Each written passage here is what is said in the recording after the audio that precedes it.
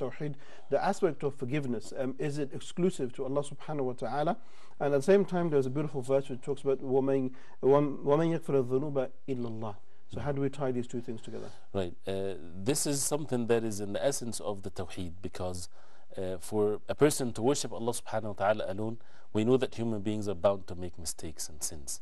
Allah subhanahu wa ta'ala created them this way, and He warned them if they commit sins that they deserve to be punished in the hellfire. But Allah subhanahu wa ta'ala, one of His names is Al-Ghafur, Al-Ghaffar, that He forgive the sins. So for the forgiveness of the sins, that means a person is saved from the punishment of Allah subhanahu wa ta'ala. For matters of Tawheed, for the believers to understand and to realize that whenever they commit a sin, no one will forgive them except Allah subhanahu wa ta'ala. And that's the essence of the Tawheed. So they would turn not to idols, not to messengers, not to righteous people to forgive their sins. They would turn to Allah subhanahu wa ta'ala alone, because He is the owner of this. Okay. Other than Allah subhanahu wa ta'ala, they don't own anything. They cannot punish, they cannot give mercy, they cannot do anything. It's all from Allah subhanahu wa ta'ala.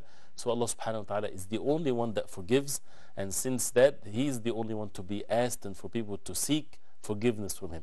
If it's a sin to do with other human beings, of course we know that we have to seek forgiveness from the human being, because then the rights of Allah subhanahu wa ta'ala is one thing, and also the rights of the human beings. Okay. But the forgiveness in its essence that would save, if a human being can forgive, but if Allah subhanahu wa ta'ala does not forgive, that sin is not forgiven.